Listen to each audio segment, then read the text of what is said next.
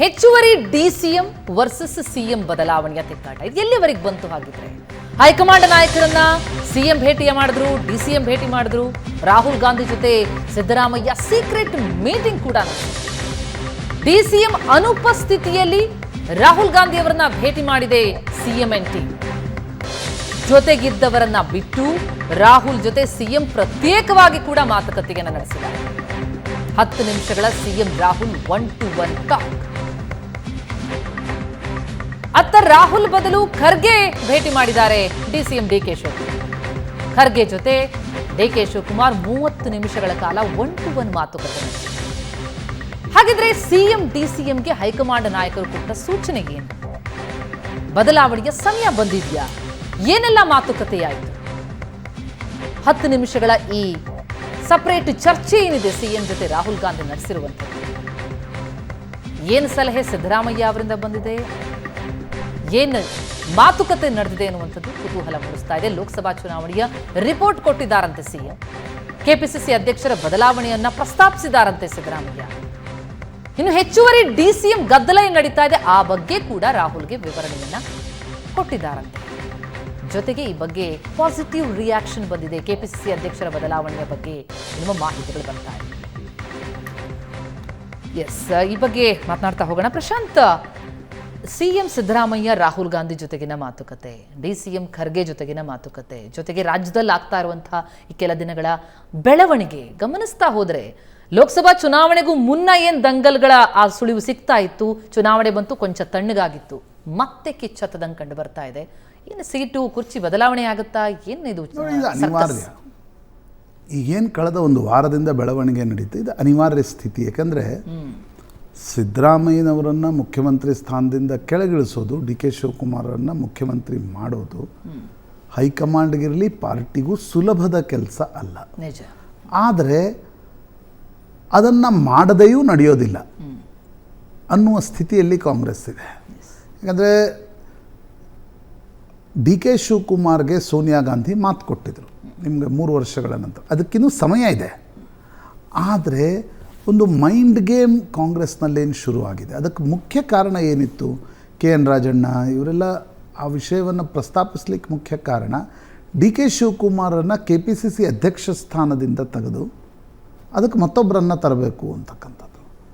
ಆಗ D K Shivakumar ಮತ್ತು ಶಿವಕುಮಾರ್ ಬಣಕ್ಕೆ ನಿಶ್ಚಿತವಾಗಿ ಅನ್ನಿಸ್ತಿರುತ್ತೆ, ಹಾಗಾದರೆ ನಮಗೊಂದು ಸ್ಪೆಸಿಫಿಕ್ ಟೈಮ್ ಹೇಳಿ, 3 ವರ್ಷ ಆದಮೇಲೆ ಮಾಡ್ತೀವಿ ಅಂತಕ್ಕಂಥದ್ದು. ಮುಖ್ಯಮಂತ್ರಿ ಸ್ಥಾನ, ಯಾಕಂದರೆ ನೀವು KPCC ಅಧ್ಯಕ್ಷ ಸ್ಥಾನ ಬಿಟ್ಟುಕೊಟ್ಟ ತಕ್ಷಣ ಡಿ ಕೆ ಶಿವಕುಮಾರ್ ಅರ್ಧ ಅವರ ಒಂದು ನಿರ್ಣಯ ಸಾಮರ್ಥ್ಯ ಕಡಿಮೆ ಆಗುತ್ತೆ. ಅದನ್ನು ದುರ್ಬಲತೆನೇ ಅಂತಾರೆ, ಬಟ್ ಅರ್ಧ ಕಡಿಮೆ ಆಗುತ್ತೆ ಅವ್ರ ನಿರ್ಣಯ ಸಾಮರ್ಥ್ಯ. ಆ ಕಾರಣದಿಂದ ಇವತ್ತು KPCC ಅಧ್ಯಕ್ಷ ಸ್ಥಾನವನ್ನು ಬಿಟ್ಟುಕೊಟ್ಟು ನಾಳೆ 2 ವರ್ಷದ ನಂತರ ಮುಖ್ಯಮಂತ್ರಿ ಹುದ್ದೆ ಕೇಳಲಿಕ್ಕೆ ಹೋದಾಗ ಆಗ ಮತ್ತೊಂದು ರೀತಿಯ ಆಟ ನಡೀಬಹುದು ಅಂತಕ್ಕಂಥದ್ದು ಡಿ ಕೆ ಶಿವಕುಮಾರ್ಗೆ ಅನಿಸಿರುತ್ತೆ. ಸಿದ್ದರಾಮಯ್ಯ ಬಣ, ಅದರಲ್ಲೂ ಸಿದ್ದರಾಮಯ್ಯನವ್ರಿಗೆ ಏನು ಅನಿಸ್ತಾ ಇದೆ, ಅವರೆಲ್ಲೂ ಇಲ್ಲಿವರೆಗೆ ಅದನ್ನು ಬಿಟ್ಕೊಟ್ಟಿಲ್ಲ.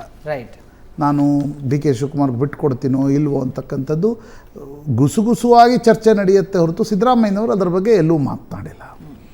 ಆದರೆ ಸಿದ್ದರಾಮಯ್ಯನವರ ಬೆಂಬಲಿಗರಿಗೆ ಅದು ಇಷ್ಟ ಇಲ್ಲ ಅಂತಕ್ಕಂಥದ್ದು ಜಮೀರ್ ಅಹ್ಮದ್ ಖಾನ್ ಇರಲಿ, ಸತೀಶ್ ಜಾರಕಿಹೊಳಿ ಇರಲಿ, MB ಪಾಟೀಲ್ ಇರಲಿ ಮತ್ತು KN ರಾಜಣ್ಣ ಅವರಿರಲಿ, ಇವು HC ಮಹದೇವಪ್ಪ ಸೇರಿದಂತೆ ಇವ್ರಿಗೆ ಯಾರಿಗೂ ಕೂಡ ಡಿ ಕೆ ಶಿವಕುಮಾರ್ ಮುಖ್ಯಮಂತ್ರಿ ಸ್ಥಾನಕ್ಕೆ ಬರೋದು ಇಷ್ಟ ಇಲ್ಲ ಅಂತಕ್ಕಂಥದ್ದು ಅವರ ಮಾತುಗಳಲ್ಲಿ ಸ್ಪಷ್ಟವಾಗಿ ಗೊತ್ತಾಗುತ್ತೆ. ಹೀಗಿರುವಾಗ ಸಿದ್ದರಾಮಯ್ಯ ಮತ್ತು ಡಿ ಕೆ ಶಿವಕುಮಾರ್ ದಿಲ್ಲಿಗೆ ಹೋಗಿದ್ದರು. ಸಿದ್ದರಾಮಯ್ಯ ರಾಹುಲ್ ಗಾಂಧಿಯವ್ರನ್ನ ಭೇಟಿಯಾದರು ಮತ್ತು ಡಿ ಕೆ ಶಿವಕುಮಾರ್ ಮಲ್ಲಿಕಾರ್ಜುನ್ ಖರ್ಗೆ ಅವ್ರ ಜೊತೆ ಸುದೀರ್ಘ ಅವಧಿಯವರೆಗೆ ಮಾತನಾಡಿದ್ದಾರೆ. ಅವರ ಮಾತುಕತೆ ನಡೆದ ನಂತರ ದಿಲ್ಲಿಯಿಂದ ಸುದ್ದಿ ಬರ್ತಾ ಇದೆ, ಇಲ್ಲ ಕೆಲ ತಿಂಗಳುಗಳ ನಂತರ KPCC ಅಧ್ಯಕ್ಷರ ಬದಲಾವಣೆ ನಡೀಬಹುದು ಅಂತಕ್ಕಂಥ. ಪ್ರಾಯಶಃ ಬೈ ಎಲೆಕ್ಷನ್ಸ್ವರೆಗೆ ಆ ರೀತಿಯ ನಿರ್ಣಯಗಳನ್ನು ತೆಗೆದುಕೊಳ್ಳಲ್ಲ, ಯಾಕಂದರೆ ಚನ್ನಪಟ್ಟಣ, ಸಂಡೂರು, ಶಿಗ್ಗಾಂವ್ ಉಪಚುನಾವಣೆಗಳಿವೆ. ಅದಾದ ಮೇಲೆ ಹೈಕಮಾಂಡ್ ನಿರ್ಣಯವನ್ನು ತೆಗೆದುಕೊಳ್ಬೋದು ಅನಿಸುತ್ತೆ. ಬಟ್ ಯಾರನ್ನು ತರ್ತಾರೆ, ಅದು ಭಾಳ ಮುಖ್ಯ. ಯಾಕಂದರೆ ನಾಳೆ ಆ ರೀತಿಯ ಕವಲುದಾರಿಗಳು ಒಡೆಯುವಾಗ ಯಾರು ಅಧ್ಯಕ್ಷರಾಗಿರ್ತಾರೆ ಅಂತಕ್ಕಂಥದ್ದು ಬಹಳ ಮುಖ್ಯ ಆಗಿರುತ್ತೆ. ಆ ಕಾರಣದಿಂದ ಕೂಡ ಡಿ ಕೆ ಶಿವಕುಮಾರದ ಅಂಬೋಣ ಏನು, ಡಿ ಕೆ ಶಿವಕುಮಾರ್ ಎಲ್ಲೂ ಬಹಿರಂಗವಾಗಿ ತಮ್ಮ ಮನಸ್ಸಿನಲ್ಲಿ ಏನಿದೆ ಅಂತಕ್ಕಂಥದ್ದನ್ನು ಬಿಟ್ಕೊಟ್ಟಿಲ್ಲ.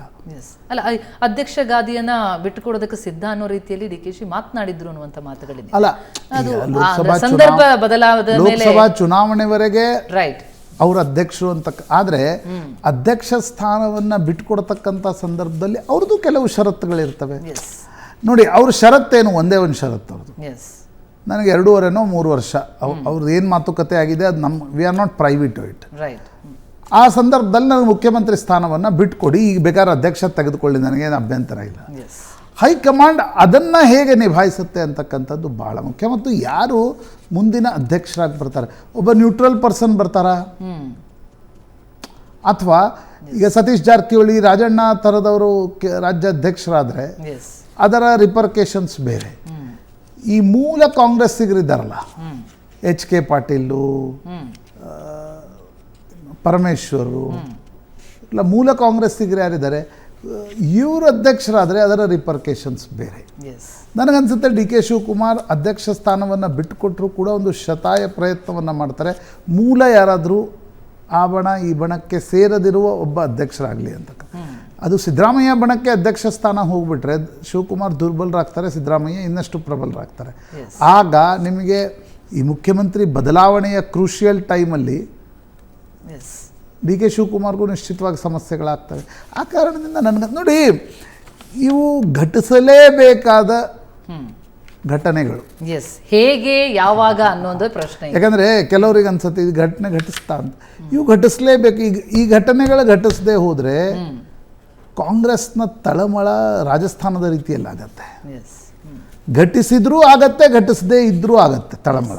ಸಮುದಾಯವಾರು DCM ಹುದ್ದೆ ಮಾಡಬೇಕು ಅನ್ನುವಂಥ ದಂಗಲ್ ಬಹಳ ದೊಡ್ಡ ಮಟ್ಟದಲ್ಲಿ ಮಾಡ್ತಾ ಇರೋದೇ ಒಂದು ರೀತಿಯಲ್ಲಿ ಬದಲಾವಣೆಯ ಕೂಗುಗೆ ಸ್ಪಷ್ಟವಾದಂತಹ ಒಂದು ನಿದರ್ಶನ. ಆದರೆ ನನಗನ್ಸುತ್ತೆ ಈ ಘಟನೆಗಳೇನು ಕಾಂಗ್ರೆಸ್ನಲ್ಲಿ ಘಟಿಸ್ಬೇಕಿವೆ, ಒಂದು ತಲೆಮಾರಿನ ಬದಲಾವಣೆ ಅಂತ ಕೆಲವರು ಕರೀತಾರೆ, ನಾಯಕತ್ವ ಬದಲಾವಣೆ ಅಂತ ಕೆಲವರು ಕರೀತಾರೆ. ಸಿದ್ದರಾಮಯ್ಯನವರ ಈಗ ಯಡಿಯೂರಪ್ಪನವ್ರನ್ನ ಮುಖ್ಯಮಂತ್ರಿ ಸ್ಥಾನದಿಂದ ತೆಗೆದ್ರು, it was almost a retirement.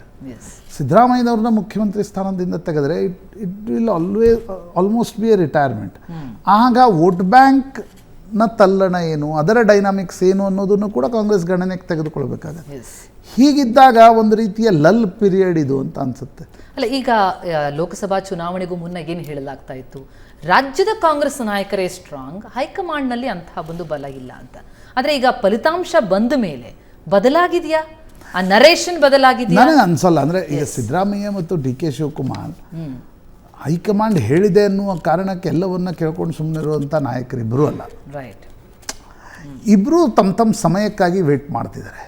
ಆ ಸಮಯದಲ್ಲಿ ಏನು ಮಾಡ್ತಾರೆ ಅಂತಕ್ಕಂಥದ್ರ, ಯಾಕಂದರೆ ಇಬ್ಬರು ಸೀಸನ್ಡ್ ಪೊಲಿಟಿಕಲ್ ಪ್ಲೇಯರ್ಸ್, ಇಬ್ರಿಗೂ ಕರ್ನಾಟಕದ ರಾಜಕಾರಣವನ್ನು ಅರೆದು ಕುಡಿದಿದ್ದಾರೆ ಇಬ್ಬರು. ಹೀಗಿರುವಾಗ DK ಶಿವಕುಮಾರ್ಗೂ ಮನಸ್ಸು, ಈಗ ನೋಡಿ ಮೊನ್ನೆ ಸ್ವಾಮೀಜಿ ಹೇಳಿದ್ರು ಕೂಡ DK ಶಿವಕುಮಾರ್ ಎಲ್ಲೂ ಕೂಡ ಅದ್ರ ಬಗ್ಗೆ ಮಾತನಾಡಲಿಲ್ಲ. ಯಾಕಂದರೆ DK ಶಿವಕುಮಾರ್ಗೂ ಗೊತ್ತಿದೆ, ಸಿದ್ದರಾಮಯ್ಯನವ್ರನ್ನ ಕೆಳಗಿಳಿಸಿ ನನ್ನನ್ನು ಮುಖ್ಯಮಂತ್ರಿ ಮಾಡಬೇಕಾದ್ರೆ ಅಹಿಂದ ವೋಟ್ ಬ್ಯಾಂಕ್ ನಮ್ಮ ಜೊತೆ ಕಾಂಗ್ರೆಸ್ ಜೊತೆ ಇದ್ದೇ ಅದಾಗಬೇಕು, ಅದರ್ವೈಸ್ ಅದು ಡಿಸಾಸ್ಟರ್ ಆಗತ್ತೆ. ಸಿದ್ದರಾಮಯ್ಯನವ್ರಿಗೂ ಕೂಡ ಚೆನ್ನಾಗಿ ಗೊತ್ತಿದೆ, ಇವತ್ತಿಲ್ಲ ನಾಳೆ I should hang my boots. ನಿಮಗೆ ಏಜನ್ನು ಯಾರೂ ತಡೆಯೋಕ್ಕಾಗಲ್ಲ. ನಿಜ ಇರ್ಬೋದು 80, 82, 85ರವರೆಗೆ ಮುಖ್ಯಮಂತ್ರಿ ಆದವರು, ಈಗ ಮೊರಾರ್ಜಿ ದೇಸಾಯಿ ಎಲ್ಲ 80ರ ಮೇಲೆ ಪ್ರಧಾನಮಂತ್ರಿ ಆದವರು, ಅದಿರ್ಬೋದು.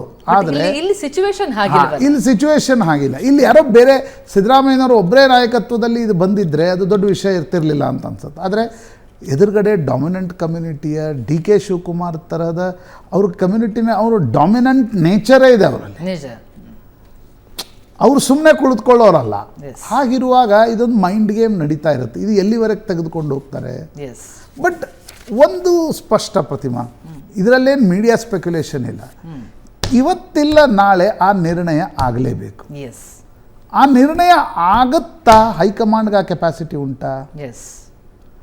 ಒಂದು ಇಲ್ಲಪ್ಪ ನಿರ್ಣಯ ಮಾಡೋಕ್ಕೆ ಆಗಲ್ಲ ಅನ್ನೋಂಥದ್ದು ಹೈಕಮಾಂಡ್ ಹೇಳಿದರೆ ಆಗ what will DK Shivakumar do? Right. ಬಹುಶಃ ಅವರ ಸದ್ಯದ ಫೋಕಸ್ ಅಂತೂ ಚನ್ನಪಟ್ಟಣ ಬೈ ಎಲೆಕ್ಷನ್ ಅನ್ಸುತ್ತೆ. ಆ ಬಗ್ಗೆ ಮಾತನಾಡೋಣ. ಈಗ ಒಂದು ಕ್ವಿಕ್ ಬ್ರೇಕ್ನ ಸಮಯ ಆಗ್ತಾ ಇದೆ. ಚನ್ನಪಟ್ಟಣ ಬೈ ಎಲೆಕ್ಷನ್ ಬ್ಯಾಟಲ್ ಇನ್ನು ಘೋಷಣೆ ಆಗಿಲ್ಲ, ಆಗ್ಲೇ ಮಂತ್ರಿಗಳು ಮಾಧ್ಯಮಗಳಲ್ಲಿ ಚರ್ಚೆ ನಡೀತಾ ಇದ್ರು. ಇಬ್ರು ನೋಡಿ ಕರ್ನಾಟಕ ಭವನದಲ್ಲಿ ಸಭೆಗಳನ್ನು ಆರಾಮಾಗಿ ಅಟೆಂಡ್ ಮಾಡ್ತಿದ್ರು. That is the sign of your maturity and seasonedness. ನಿಜ, ಅದರಲ್ಲಿ ದೂಸರ ಮಾತೇ ಇಲ್ಲ. ಇದು ಕೇವಲ ರಾಜಕಾರಣಿಗಳಿಗೆ ಮಾತ್ರ ಬರುತ್ತೆ. ನಿಜ ನಿಜ, ಕಲಿಬೇಕಾದಂತಹ ಪಾಠ. ಕಲಾವಿದರಿಗೆ ಬಣ್ಣ ಹಚ್ಚಿದಾಗ ಮಾತ್ರ ಬರುತ್ತೆ, ಇವರು ಬಣ್ಣ ಹಚ್ಚದೇನೂ ಆ ರೀತಿ ಮಾಡಬಹುದು. ರೈಟ್, ಈಗ ಒಂದು ಕ್ವಿಕ್ ಬ್ರೇಕ್ ತೆಗೆದುಕೊಳ್ಳೋಣ. ಬ್ರೇಕ್ ಆದ್ಮೇಲೆ ಬೈ ಎಲೆಕ್ಷನ್ ಬ್ಯಾಟಲ್ ಬಗ್ಗೆ ಮಾತನಾಡೋಣ.